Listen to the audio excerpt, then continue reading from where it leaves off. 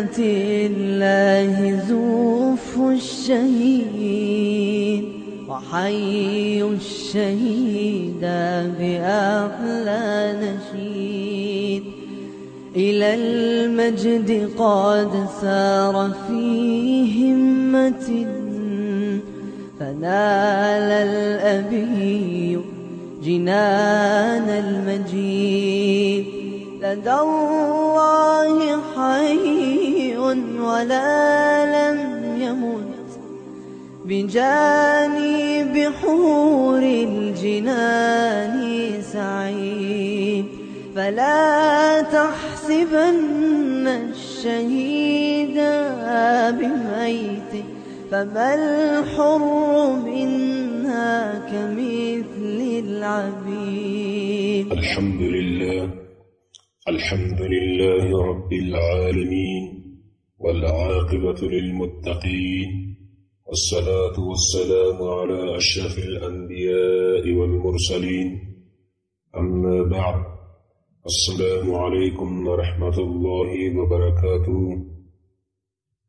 امید است که دوستان و برادران مجاهد در هر جایی که هستید جور و صحتمند باشید. بله سروران گرامی، بحث ما درباره دلایلی که در قرآن عظیم الشأن درباره فضیلت استشهاد آمده به روان بود. حال می‌آییم به خاطر وضاحت مسئله بعض روایات و حکایاتی که در احادیث رسول الله صلی الله علیه و آله و سلم آمده است مورد بررسی خویش قرار می‌دهیم. از آن جمله حکایات اصحاب اخدود می باشد که امام مسلم با سند خود را در صحیح ذکر نموده است. ما در اینجا فقط آن قطعه روایت را می آوریم که موضوع استدلال ماست.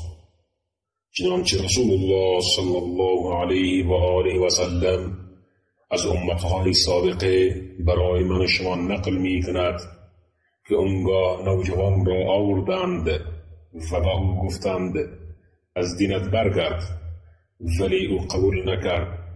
پادشاه او را به تعداد یارانش سپرده و گفت اون را به بالای فلان کوه برید. وقتی به قله کوه رسیدید اگر از دینش برنگشت او را به پایین پرتاب کنید. به این ترتیب او را بالای کوه بردند، ولی اون نوجوان دعا کرد یا الله هر گونه که میخواهی شرشان را از سرم کوتاه کن. سپس کوه به لرزه در آمده و همه اونها سقوط کردند و اون نوجوان نجات یافت. اونگاه نوجوان دوباره نزد پادشاه برگشت. پادشاه از او پرسید همراهانت چی شدند؟ این نوجوان جواب داد الله متعال مرا از شرشان حفظ کرده است. پادشاه دوباره او را به چند نفر از یارانش می‌دهد و برای یارانش میگوید او را سوار قایق کرده و وسط دریا ببرید. اگر از دینش برنگشت او را در داخل دریا بیاندازید. بدین ترتیب او را بردند. دوباره نوجوان دعا کرد یا الله هر گونه که میخواهی مرا از شرشان حفظ کن. قایق واژگون شده و آنها در دریا غرق شدند. دوباره نوجوان نزد پادشاه برگشته. پادشاه از او پرسید همراهانت چی شدند؟ آن نوجوان پاسخ داد الله متعال مرا از شرشان حفظ کرده است. آنگاه به پادشاه گفت فقط در صورت میتوانی مرا بکشی که کاری که میگویم انجام دهی. پادشاه پرسید چی کاری؟ نوجوان گفت مردم را در یک میدان بزرگ جمع کن و مرا به دار بکش.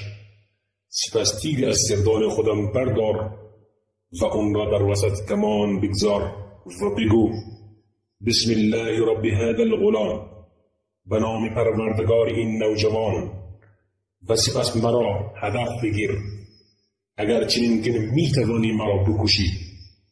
پادشاه مردم را در میدان بزرگ جمع کرد و نوجوان را بر شاخه‌ای از درخت خرما دار کشیده، سپس تیری از کردار نوجوان برداشته و در وسط کمان گذاشت و گفت بسم الله رب هذا الغلام، به نام رب و پروردگار این نوجوان، و اونگاه تیر را رها کرد که تیر به شقیقه نوجوان خورد و دستش رو روی شقیقه‌اش گذاشته و جان باخت و شهید شد. مردم فرمودند آمنا برب الغلام، ما با پروردگار این نوجوان ایمان آوردیم. عده‌ای نزد پادشاه رفتند و گفتند دیدی از آنچه که بیم داشت اتفاق افتاده است. قسم به الله جل جلاله که از آنچه از اون می‌ترسید و سرت آمده است. مردم ایمان آوردند. پادشاه فرمان داد و فرمود گودالها و چاله‌ها بر سر راه حفر کنند. سربازانش گودالها و چاله‌ها را حفر کردند و در اون آتش افروختند. پادشاه دستور داد هر کس که از دینش برنگشت او را در آتش بیندازید و یا مجبورش کنید وارد آتش شود. همه این کار را کردند تا اینکه زنی با کودکش پیش آمد و خودش را عقب کشیده تا در آتش نیفتد. کودک با مادرش گفت مادر جان صبور باش که تو بر حق هستی، تا اینکه مادرش داخل آتش می شود. ببین نوجوان خودش سبب مرگ خودش شده است. اگر طریقه کشتن خویش را نشان نمیداد هرگز به کشتن او دست نمیافتند، اما چون به خاطر مصلحت دینی و دعوت دادن به توحید روش کشتن خویش را برای پادشاه نشان داد تا اینکه توسط پادشاه به شهادت رسید. السلام علیکم و رحمت الله. أهلني بها ويا خير أهل إلى جنة الله زوف الشهيد.